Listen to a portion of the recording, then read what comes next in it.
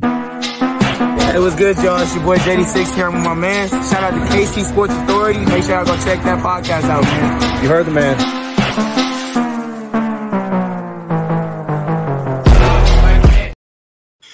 What's up, everybody? Welcome into another episode of the KC Sports Authority podcast. If this is your first time to the show, welcome. You're checking us out over here on YouTube. Make sure you like and subscribe below. On our way to 1,000 subscribers, and we are getting ever so close to that mark. So thank you for all of our listeners out there already. And again, if this is your first time, hopefully you enjoy the podcast. We are your stop for all things Kansas City sports, as well as sports betting and fantasy football, which sports betting is tonight's episode, of course. And before we get into that, Greg, want to introduce a new segment to the audience as we go through college football, NFL, and college basketball. But this is going to be a new edition we feature weekly, KCSA Gameday Gambles. This is going to be our point for all of our sports betting content. So you're going to see this logo. You're going to see KCSA Gameday Gambles all over social media at KCSA Pod. We're going to have at least 2 episodes a week, one for college football, one for NFL betting. And then as we get into college basketball, we'll have some more of that, as well as just any random daily or weekly plays we decide to pick up later throughout the week. Try and put out some of our bets that way so you guys can track along with us. And if you have been following along in the last week, last week we had our intro to college football. We gave out all of our futures picks. We gave out some week 1 plays. And Greg, if those were listening, we did okay. This last weekend. We scraped out a small profit. We went 2-2, but our play of the week won. So if you weighted that a little heavier, you scraped out a profit. Miami, Penn State, easy winners. Miami absolutely crushed Florida like I thought they would. Florida's just not a great team. But we lost on A&M and LSU. A&M, my quick recap there was I think we played the angle right. I think A&M's defense was great, but I don't think anyone saw how bad that quarterback was going to be for A&M. So, hey, here's what you do. When you lose a game, learn. So we know now if A&M is going to go up against a tough D, we might want to look away, right? And then, Keegan, you can talk about it. All I'm going to say is LSU has done it again. Brian Kelly and his staff, not prepared, put them in terrible spots all night, and third time in a row they've done it to me. Yeah, I think there's a lot of us that are feeling the negative loss from that LSU game. I know I had a couple plays on that didn't go as planned. Something about Brian Kelly, start of the year, big game moments. He forgets how to coach. I mean, there were multiple times in that game that they were just asking to give the game away. And then when they had the chance there in the fourth quarter to go out and finally win it down the stretch, couldn't get a first down, terrible play calling, kicked the field goal. And then not only does USC come down to get in field goal position, they say, screw it, Woody run straight through everybody for 10-yard touchdown to win the game. And LSU lost it, and everyone's just standing there. All LSU fans just jaw dropped, confused. But here we go again. LSU drops it for us. But, yeah, 2-2 is not too bad. I had a couple other plays out there. A couple of them I'm mad I didn't actually make. But we talked a little bit about the Oregon matchup. That ended up being way closer than most people thought. I did have a play in the over in that. I waited to bet it till halftime because that game was wild. So I did a couple more live bets this weekend, but didn't have as great of a turnout as I had hoped. But we did get our play of the week correct, and that's what's important. So let's get into week 2 of college football betting. We've got a handful of games on the slate, got it broken up by different days. So the Friday night slate, early Saturday, and then Saturday night, and then a couple of plays of the week. But Greg, let's start with the Friday night slate. What do you got going on that night? So I got one play for Friday night. I am going to go with Northwestern, give them the 3. I'm going to lean on the D here, and the fact that they're at home, I think they get the job done and win. Yeah, have you seen that stadium they're playing in? It's kind of interesting. Weird setup. Way less fans than what most people are used to. It's actually kind of cool. It's cool, right? It kind of reminds me out here in Kansas City. We've got a soccer stadium that's now built on the river. Kind of similar to that. But, yeah, they got Duke at home, -2.5-point favorite. I don't really have a lot of analysis on this game. I think these are 2 teams that are going to be average at best. So why not take the 2.5 at home? I'm with you there. SMU Baylor, the spread's just big enough. Or I'm sorry, SMU Baylor, SMU BYU. BYU, I'm not really sure how I feel after week one. I think that's tough to say how any program looks after 1 week, except for Florida State because they've had 2. I kind of like BYU plus 10.5 there, even on the road at SMU, but I don't know if I'm going to make that an official play as of just yet. But yeah, Duke Northwestern minus 2.5. I'm sure I'll look at that throughout the week, maybe tease it up to 3.5 if the money looks good. But yeah, that's it for Friday. Let's go. I'll hit on SMU at the end with part of my money line. People, I've heard everyone likes money line parlay, so I'm going to give out a money line parlay on college and a teaser or a money line parlay for the. It's my favorite place. Yeah, I had my what they want. My 8-leg parlay came down to freaking Arizona won, but they lost it by 2 points on my over, so that would have been a $1,200 payout. That sucked. Rough. But anyway, let's try and make some money this weekend with Saturday's games. There's one major game that I think we're going to talk about. So before we get into that big time contender matchup there, what do you like on the Saturday slate? So the early slate, I know we're gonna talk about Texas, Michigan. I'll give you my opinion on that one first. I'm laying the 6.5 before it gets any higher. I think this line screams, we dare you to play Michigan at home. I think that's what it's saying. I think a lot of people are going to play Michigan with the points in that defense. And the thing is, I think Texas could be just as skilled this year on the defensive end. And they're way better on offense. I think it won't surprise me at all if Michigan gets out to a 7, maybe even a 10-point lead. Don't panic. I think Texas will come back and roll, and I think they'll cover the 6.5. They'll cover the 7. I think they win by over 10. Yeah, and this line, I mean, it's already moved a little bit. It opened at 6.5 on FanDuel right now. It's at 7.5. This is one that I might go 2 here. I might go 1 that's just the 7.5 or whatever it closes out when I make it, and then I might do a second one that's, like you said, a double digit. Because I believe, as I'm looking here, if you can find a double digit alternate line, let me pull that back up. Texas minus 9.5 is plus 108. I do kind of like the double digit win here. Michigan's offense just did not look very exciting at all. They played 3 different quarterbacks. Neither one of them really did enough to give you the edge. The Ojiri guy might be the better of them, but didn't do enough there. Donovan Edwards looked terrible on the ground. He did have a receiving touchdown, which was part of one of my parlays, but he didn't look very good running the ball. I think Michigan's going to be one of those teams that might struggle early. Maybe they find their groove late, but I don't really have them as a true contender. I don't have them as a college football playoff team this year myself. Texas very much looks the part. You and I were talking the other day, though, that Texas tends to struggle in spots like this on the road, big-time matchups.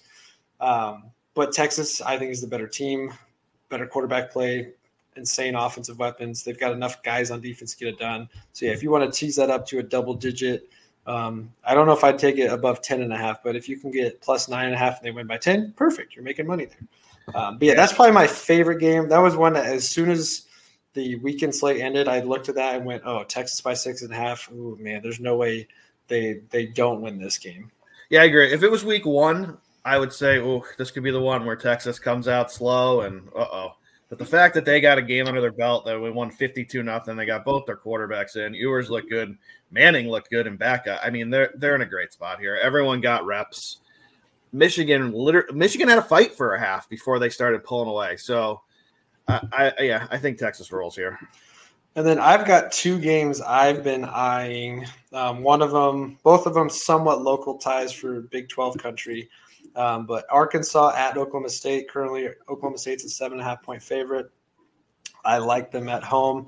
Very tough environment. Arkansas looked really good last week with the new quarterback, but they did play a nobody. So strong competition on the road in Big 12 country. Oklahoma State's really solid at home. But Ollie Gordon is a freak, and if he's getting going, he's impossible to stop. So give me Oklahoma State on the money line, money line's not that great payout right now, but minus 7.5 is minus 115. And if you can get an Ollie Gordon anytime touchdown parlayed with that, you're probably sitting close to even, if not plus money. So I like that one. And then my other one for other local fans here is K-State at Tulane. K-State is a 9.5-point favorite on the road, but Tulane is a pretty solid middle tier Power 4 team. They are fantastic. They shocked everybody last year with how good of a season they had. and played USC incredibly well in that bowl game. K-State, Avery Johnson's first year as a full-time starter on the road, not necessarily a tough environment, but on the road early in the season, early kickoff, 11 a.m. kickoff. I kind of like Tulane to cover the 9.5 at -105. Or money line, honestly, at +285 if you're looking for a little bit of juice. Yeah, so I got one more in the early slate. This is my play of the week, and it's Iowa -2.5. At home, that defense, I think they're going to steamroll. I don't think they'll steamroll because I don't know if they can score enough points. But, hey, it was fun to watch them put up 40 on nobody. But I don't think Iowa State's going to have a good time in there trying to move the ball. I think Iowa will do what they do, eke out a win, look for a 17-10 maybe. It'll probably stay under if you're a total player, but I like Iowa here at home with that defense, and that is my play of the week. It's almost silly not to bet the under an Iowa game considering how last year went. And if I'm not mistaken, it may have been last year or the year before, but this game was 6-3. Yeah, there 9 was points. Yeah, there was one that was, yeah. So I like that there, Iowa -2.5, but I think I would rather take the under at 35.5. I think Iowa State's a very gritty team, and this is a game that they will get up for sure. So I wouldn't be shocked if Iowa State comes out with a lot more energy, even against that tough defense. So I think I like this game myself, but I think my play is going to be to take the under on 35.5 because 2.5 point favorite. I could see this coming down to a field goal either way at the end of the game. It's definitely not going to have a lot of touchdowns, that's for sure. Let's see. Anything else in the early midday slate? I think that's all of those. I guess the other one I am interested in, I don't know if I have a betting take on this just yet, but Baylor at Utah +14.5. Again, Utah's the heavy favorite in the Big 12 this year. They looked really good last week. Cam Rising, to me, is top 3 early Heisman candidate with that performance, again, against nobody. But Baylor, I think, is another team still they're a Big 12 team. They're going to be tough. I don't know if they quite cover the 14.5, but that is one I think I'm going to watch throughout the week to see where the line plays on that because Big 12 games are not often blowouts unless the team's just really bad. Well, as we move on to the night slate, and you brought up the Heisman, I'll point out, did anyone notice Ole Miss? Because good luck. I mean, Jackson Dart he did not look like a 12-1 or whatever that number was at last week, which it is no longer at this week, I'll point out. He is going to be up for that award. Yeah, Jackson Dart, I thought him and Jalen Milroe, in my opinion, were the two best players over the weekend as far as statistical performance, on-field play, Heisman hype, all that. So those are my two guys that I think lead the Heisman. But yeah, Jackson Dart and Ole Miss, I mean, we talked about it last week. Ole Miss has a lot to play for this year. I think they have an extra chip on their shoulder, trying to be the top dogs in the SEC. You've got newcomers like Texas and Oklahoma that are already getting praise as being right up there with Alabama and Georgia. And Ole Miss is over here going, hey, don't forget about us. My buddy and I were talking about it, and I'm mad I didn't bet it with him. Ole Miss week 1 has hit the over like 6 straight years or something like that because they just blow teams out in the first week no matter what the opponent is. So I still like that one -41.5 against Middle Tennessee, over under 63.5. I think I'll probably still play them again this week because that offense was just insane. And I don't see how until they get to tough SEC play that any team could even attempt to slow them down. Yeah, circle it on October 12th. They are going to blast LSU. And yeah, you can get that number right now at +2.5 because it's in LSU. Yeah, that's a good one to look ahead on. Well, I'm going to save this clip and cut it out later for you guys to come back to because there's no way LSU is going to keep up with Ole Miss. They are going to get trounced. Okay, let's go to our evening slate. First up here, you got NC State. Yeah, I love NC State. I think this is we talked about this. I think it's a little bit of an overreaction. Tennessee put up a lot of points on no one. Now they're going on the road. They're going to NC State at night. NC State usually has a pretty nasty defense, especially at home. You want to give me over a touchdown? I'll take them. I'll take them in those points at home. Yeah, I like that there. Grayson McCall, transfer out there, good quarterback. Good playmaker, can make things happen with his legs as well as his arm. yeah, 7.5-point dog at home to a top 25 team. That to me, maybe this changes throughout the week, but this feels like one of those where a top 25 team at home is a 7.5-point underdog. Something's off there. The question is it Vegas, or is it the people who are throwing money at it right now pushing the line that way? So maybe that'll change over the next couple of days. But at 7.5, yes, I like that a lot. My next evening play, I really like this Colorado-Nebraska game. I think it's actually going to be one of the most entertaining games of the weekend. You've got two programs, Nebraska being new coach again with Matt Rule, Colorado, all the hype with Dion. This was a fun game last year. I think the excitement level on Colorado really tapered off quickly the way that game kind of went. Colorado is all about two guys. It is all Sanders and Hunter, and the defense is still bad, just a little bit better than last year, but first game in looked just as bad as they did last year. High-scoring game. I think Nebraska is more disciplined with Matt Rule than Colorado is with Dion. So Nebraska is a 7.5-point favorite. I love that there, minus 102. I'm going to keep my eye on that one because I think they might push up closer to 8.5, 9 as we get closer to that. But I think that's going to be an entertaining game. Dion on the road has to come out and make a statement. Shadour's probably going to look really good, but I feel like Nebraska, Big Ten country, is going to figure out how to slow him down and make him frustrated. We saw in that Colorado game last week when Shadour gets a little frustrated, he makes mistakes. He's prone to make mistakes. And I think Nebraska's got an opportunity to really come out and put up some big numbers. Yeah, I agree. I haven't made a decision on this game yet if I'm going to play it because I just can't figure out this Colorado team. But the way I look at this one is I think a lot of people are going to see that 7.5 on Dion and his team, and the public still loves them. And I think they're going to bet them big. And I think Nebraska's going to smack them right in the mouth. So let me ask you this, and maybe for those that don't quite understand how the lines can move throughout the week. When the general public is throwing more a certain direction, how does that typically impact the spread of a game from start to where it might end up at as we get closer to game time? This was very interesting and a great question. You can watch that on certain apps, and you'll see the percentage of bets on a team. Doesn't really mean much. It could be the percentage of money that you want to look at because the professionals might be coming in on the other side. So if you notice that there are, say 70% of the bets are on one team, but the line's moving the other way, that's Vegas taking a stand, saying, go ahead, here's some more points. Keep betting on them, please. Yes. Because they are taking a stand on the other side, and they're watching the professionals do the same. That's usually how that'll work. Yeah, so again, that's why I think this is one. If you like – man, I mean, you could honestly kind of wait. If you like Nebraska and you really feel good with them winning this game, that line could come down a little bit closer as the public throws more money on Dion in Colorado. So that's one you can maybe stagger your bets a couple times throughout the week. But, yeah, definitely like that game. They're minus 260 on the money line, so maybe if that gets down to 6.5, 5.5, it's minus 180 or something. Might not be a bad one to throw out there. All right, let's go to what I'm going to call one of the biggest matchups of the day because I think it's two high-powered offenses going up against each other, against a team that week one did not look like a top 3 team whatsoever. It was a game that the first 2.5 quarters just went by slow, meticulous, nothing exciting. Not the typical game one you get from an Oregon Ducks team that loves to put up 50, 60 points their first week.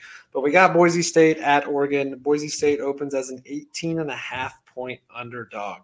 Now, I know week one, you don't want to overreact or underreact, but 18.5 points with the way that Oregon team looked – I don't know. It feels like a no-brainer play there to go ahead and take Boise State plus 18.5.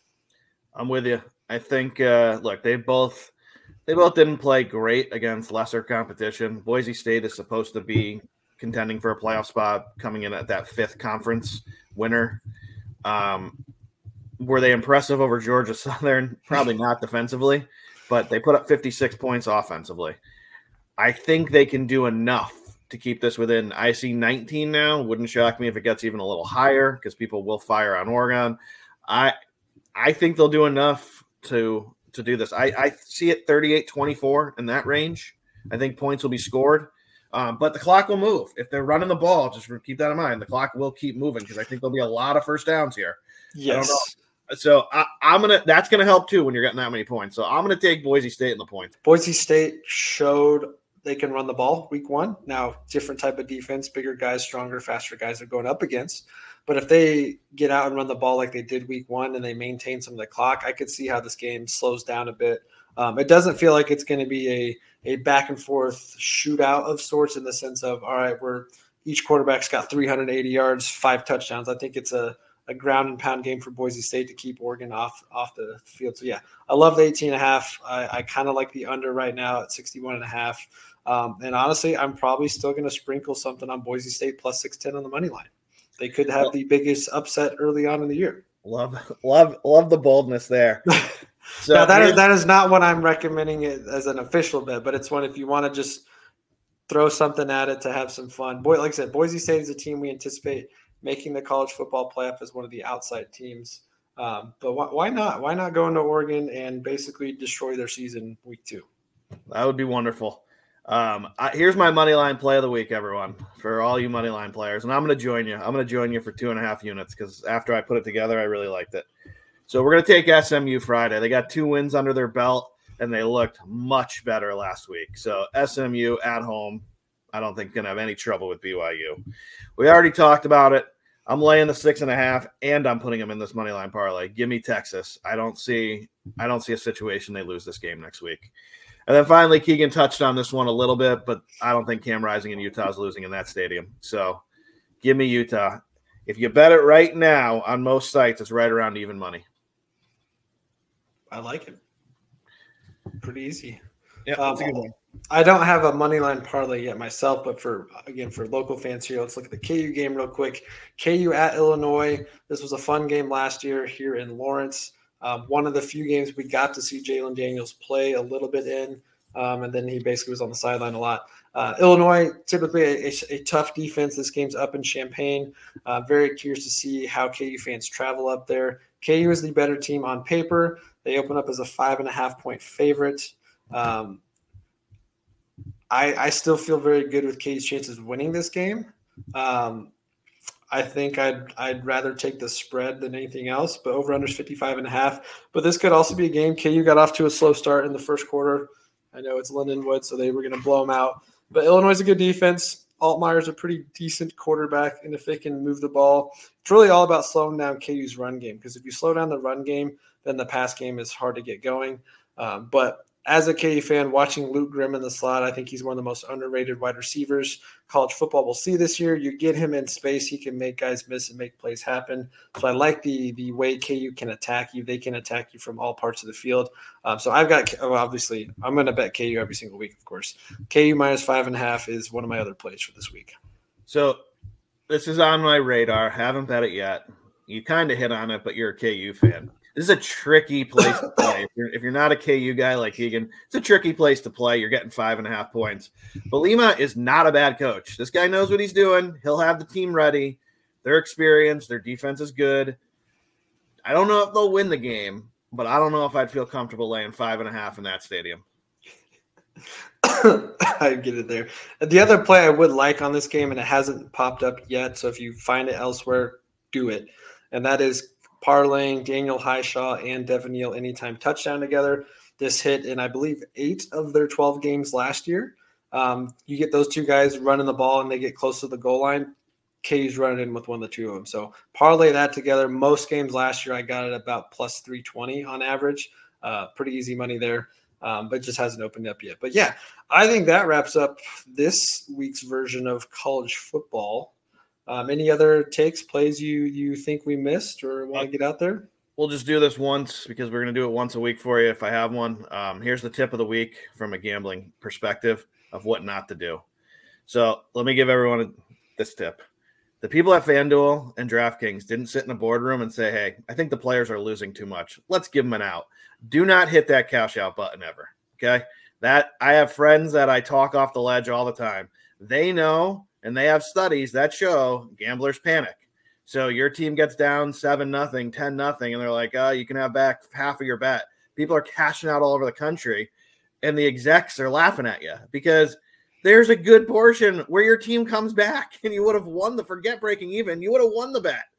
don't hit that cash out button. That is my tip of the year for you. The tip of the year. What about if it's on the flip side where you cash out halfway through? Don't. I'm telling you, you're going to lose money in the long run. I had a parlay last night. It was a tennis parlay. I know it's not a tennis show, but I'll use it as the example. It was live to the last one who was minus 500 to begin with. They were offering me 70% of the bet at that point. I'm not giving them 30% when I got a minus 500 player out there. He got up 2 sets and they only wanted to give me 80%. Do not hit that cash out button. They know what they're doing. Yeah. If you're willing to place the bet to begin with, then you should be willing to let it ride. The only time to hit that button is in a situation that Keegan had last week. You have an 11-leg parlay. You have 10 of them in, and they're offering you $800 out of that $1,200 payout, and something happens, injury, weather change, and you don't feel as confident in that last leg, take the payout. That I can understand. That's all I needed. All I needed was Arizona to get one more field goal, and I would have cashed out ahead of the LSU game because LSU was the last leg of that parlay, plus 3.5, which, of course, did not hit at the very end of that game. But, yeah, I love it. Love the tip of the week there. I think we can come up with each of those every single week. This has been the College Football Week 2 episode. Stick around for those of you that aren't subscribers. Make sure you hit that like and subscribe button because also later this week we will have our NFL Week 1 as well as NFL Futures episode out. And then again, weekly we will have a college football betting episode. We will have an NFL betting episode. And then once we get into basketball season, we'll do some college basketball stuff. So you want to stay tuned to all of our future content. Best way to do that is to like and subscribe right here on YouTube and go give us a follow over on Twitter, Facebook, Instagram, and TikTok at KCSA Pod. Well, that'll wrap it up for the first edition of the KCSA Gameday Gambles. So grateful for all of you that tune into this episode, and we look forward to the future ones you guys come back for. We'll catch you next time.